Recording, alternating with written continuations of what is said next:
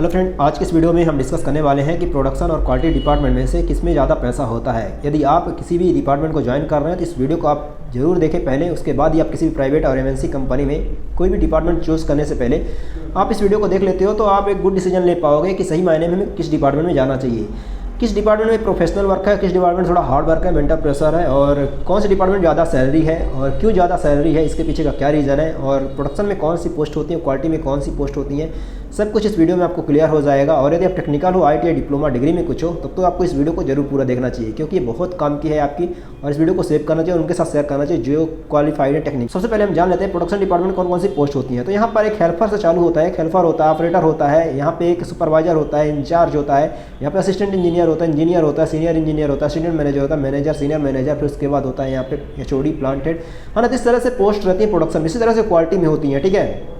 Same to same यहाँ पे भी आप इंचार्ज होता है, सुपरवाइजर होता है, इंजीनियर होता है, क्वालिटी इंजीनियर होता है, सीनियर इंजीनियर होता है, मैनेजर होता है। तो किस डिपार्टमेंट में ज़्यादा पैसा है, तो सिंपल से आप जान लो कि प्रोडक्शन में ज़्यादा पैसा रहेगा। अब इसके पीछे का क्या रीजन है वो चीज़ हम जान लेते हैं। अगर कोई मैन्युफैक्चरिंग कंपनी है, मान लीजिए एक पेन बना रही है, अगर ये किसके अंतर्गत आएगा, प्रोडक्शन के, है ना। उसका प्रॉफिट, उसका टर्नओवर किस पे डिपेंड करेगा, प्रोडक्शन पे। यानी जितना प्रोडक्शन निकालेगा, अगर 100 पेन बनाएगी 5 रुपये में तो कितने का निकलेगा, 500 का। अगर वही पेन 1000 पेन बना दे तो कितने का हो जाएगा, 5 रुपये अगर जाए तो 5000 का।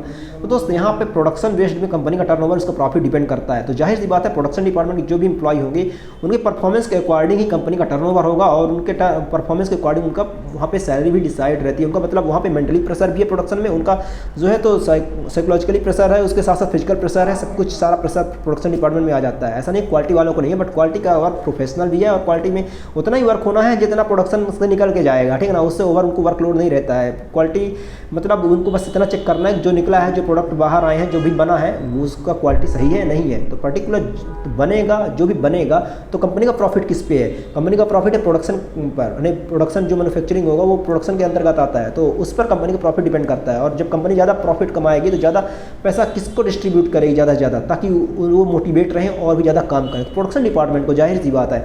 और क्वालिटी डिपार्टमेंट की सैलरी रहती है, पर कंपेरिजन टू अगर आप कंपेरिजन करेंगे तो प्रोडक्शन की ज़्यादा रहती है जो प्रोडक्शन डिपार्टमेंट में काम करते हैं। और लेकिन ऐसा नहीं है, एक्सपीरियंस के बाद, जैसे कि मान लीजिए 2 साल 5 साल एक्सपीरियंस के बाद आपको सैलरी ज़्यादा प्रोडक्शन में देखने को मिलेगी। नहीं तो शुरुआती दौर में तो आप एक्सपीरियंस नहीं है तो प्रोडक्शन और क्वालिटी की सेम सैलरी आपको कुछ ही 1-2 हज़ार का डिफरेंस देखने को मिलेगा। हो सकता है क्वालिटी वाला इक्वल ही रहे, ठीक है ना, प्रोडक्शन के क्वालिटी वाला इक्वल ही रहे, उससे ज़्यादा नहीं रहे। लेकिन आप एक्सपीरियंस होने के बाद 2 साल 3 साल 5 साल का एक्सपीरियंस होने के बाद आप देखोगे कि प्रोडक्शन में जो है तो ज़्यादा सैलरी हो गई है, प्रोडक्शन वाले को ज़्यादा सैलरी मिल रहा है, ठीक है। तो यहाँ पे 2 से 3 साल 5 साल एक्सपीरियंस हो जाए और आपकी क्वालिफिकेशन ITI और आप ऑपरेटर हो, कुछ भी हो, आप प्रोडक्शन में है, तो आप देखोगे कि आप सैलरी वहाँ पे 10x ग्रोथ देखने को मिलेगी। यानी कि आप CNC ऑपरेटर, BMC ऑपरेटर, या फिर आप कुछ भी हो सकते हो, सुपरवाइजर हो सकते हो, असिस्टेंट इंजीनियर हो सकते हो। 5 साल बाद अपने आप को इंजीनियर हो तो आप आज इंजीनियर हो, 5 साल बाद देखोगे तो आप मैनेजर हो जाओगे, और आपकी पोस्ट भी इंक्रीमेंट हो जाती है और आपके सैलरी भी इंक्रीमेंट हो जाती है।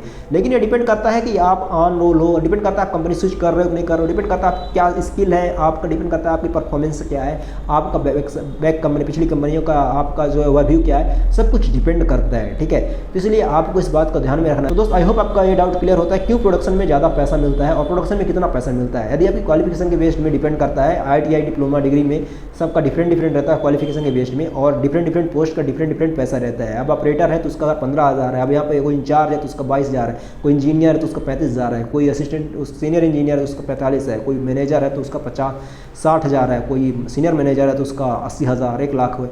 इस तरह से डिपेंड करता है, ठीक है। तो अब आपको इस बात से आई होप आप क्लैरिफाइड हो जाते हो कि एक्चुअल में पैसा जो है तो पोस्ट वाइज डिपेंड करता है, और पैसा एक्सपीरियंस बेस्ड में डिपेंड करता है, पैसा आपके स्किल बेस में भी डिपेंड करता है, ठीक है। और कंपनी स्विच करते हैं तो उसमें भी डिपेंड करता है। तो एट द एंड फाइनल आपको ये जान लेना चाहिए कि पैसा जो सबसे ज़्यादा जो सैलरी है वो प्रोडक्शन डिपार्टमेंट को ही मिलता है, प्रोडक्शन वाले को ज़्यादा सैलरी रहेगी कंपेरिजन टू क्वालिटी के।